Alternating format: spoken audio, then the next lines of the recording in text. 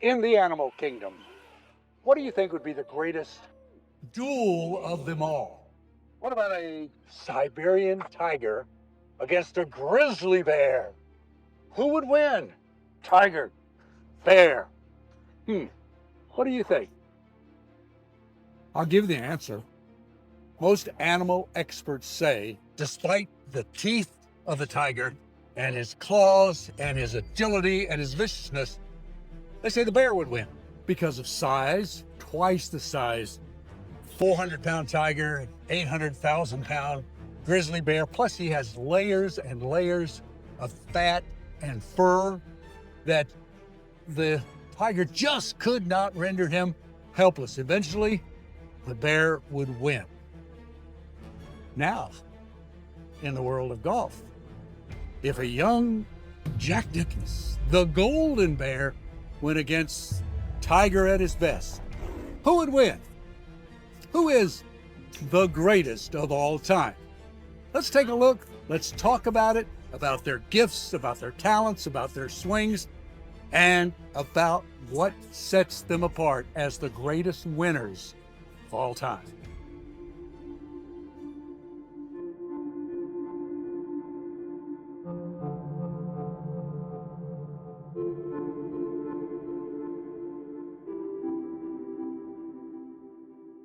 What made them so great with a driver? Well, they were longer than anybody else, and they drove it straight. Nicklaus, in particular, hit the ball so high, and it would land softly. That was Nicklaus's trademark. Once he was asked up, he said, does it help you that you can hit a 9-iron higher or 6-iron higher than other guys can hit their 9-irons? And Nicklaus says, no. And he says things like this. He says them so matter-of-factly. No, my big advantage is I can hit a 1-iron higher and they can hit a 6-iron. Well, you do that, that ball goes out there. It's total control. It hits, stops. So, but what was the difference between Tiger and Jack? Let's go to the range. I'm going to hit a couple of golf balls for you to watch me hit because everything I do is traditional. Then we're going to come back and we're going to talk about what made Tiger special as a driver of the golf ball and what made Nicklaus special as a driver of the golf ball. Let's go to the range.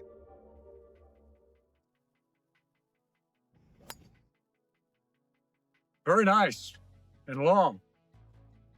Actually, as I said, I won several long driving contests, but the distance was not even close. Clubhead speed, the difference. Barely got to 100 miles an hour. Today, that's nothing. And for Jack and for Tiger, when they came along, they revolutionized it, and their clubhead speed was really something special. How did they get that clubhead speed? Let's talk about it. The traditional swing until Jack came along and then Tiger totally revolutionized everything. Traditional swing was about tempo, smooth, and staying in the barrel. It was as if you were in a rain barrel and your whole swing was inside that barrel. And the other part was you had a smooth tempo like Sam Snead, and then you kept your head in place throughout the swing. Really a pretty thing. Sort of what I grew up with. Here we go. Turning the barrel. That was very nice. That was pretty long. I was long enough in the day that I won several long drive contests, professional long drive contests. In fact, the one that's sponsored by Remax. But the distance I had, no comparison to Jack and to Tiger. There's no turn in a barrel and everything smooth in one piece coming into the ball with them. No, they both were radically different with their emphasis. Talking about their driver swings.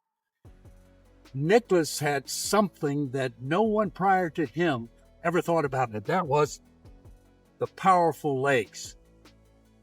Gary Player said it best. He said, Jack Nicklaus's thighs are 28 inches into around, right? He says, my waist is 28 inches. Jack Nicklaus has 2 of me hanging from his waist. That's power. And Nicklaus used his legs in a way that had never been used before. His hands were high up here, and then when he came down and those legs just powered into it, he thundered the ball. I'd be out there on the range, standing next to Jack and to Arnold Palmer. When Arnold Palmer hit a ball, it went, sounded like it exploded. Jack just lifted, boom, into it, and it sounded fat, almost as if he hit the ball thick and fat, but he didn't. It just kept climbing and climbing. You thought nobody could drive it further than Arnie. Jack could. What about Tiger? Tiger did something unique to him, too. Guess what? His swing, great swing. Just, you think, what is special about Tiger? His hands. The driver with every club. Tiger concentrated on his hands. You know, Tiger said, my dad taught me the closest thing to the club face is your right hand, or the trailing hand if you're left-handed. The right hand. So I just hit the bejabbers out of that ball with the right hand. What Tiger never did was release early like this. You can see my wrist, then the club face pass. Nope. Tiger was with that wrist cocked like that, down into here, and then, my goodness, did he, when he was 21, 22, 23 years old, they moved all the tees back at Augusta National because of Tiger Woods. Later, after a few years passed, everybody on the tour was in the gym like this, trying to get as strong as Tiger. His great advantage off the tee wasn't quite as great, but both of them, tremendous drivers, great putters. Tiger won 15 majors as opposed to Jack's 18, but he didn't finish second 19 times. Tiger had this different philosophy. He played smart.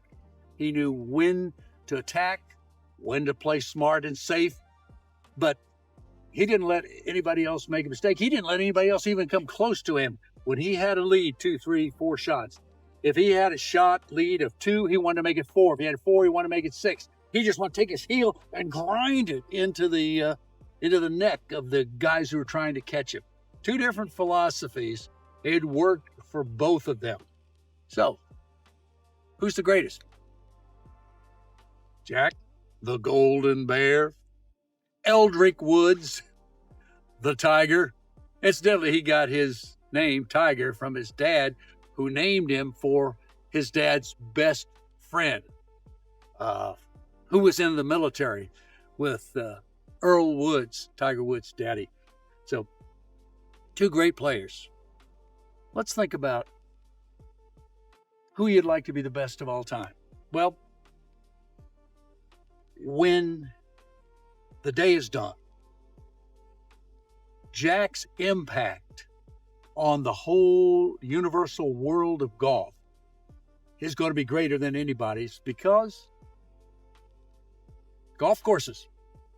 Jack Nicklaus designed over 400 golf courses, 400 golf courses in 45 different countries. Jack Nicklaus is around the world. Those are great courses. Harbor Town, Muirfield Village. You start naming the great golf courses, he'll have them all over the top 100. That is going to last. But Nicklaus's lasting is going to be even more than that. He designed a course in Michigan for Folds of Honor, for our veterans, to honor our vets. That golf course is going to be his legacy, because he's saying thank you to those who paid the ultimate sacrifice. Folds of Honor Golf Course in Michigan, American Dunes is what it's called. Tiger, well, he had a lasting legacy, has a lasting legacy on fitness. When he came out there, nobody was in the gym. Tiger came out there stronger than everybody and just got stronger and stronger and stronger. Plus, He started TGL. And Tiger Woods also has really contributed to junior golf. A legacy for both of them. The greatest of all time, the GOAT.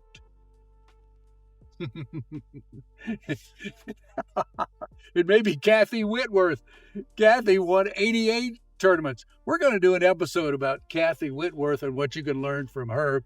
We thank you for watching. Subscribe. You really help us out an awful lot with your subscriptions, because to be monetized by YouTube means that we can contribute to our charity, MTC, Ministries to Children, Abused Children. We contribute 100% of what we receive to those children. So help us out there. Meanwhile, if you're my generation, it's probably Jack. If you're a younger generation, it's probably Tiger. Either way, two greatest of all time.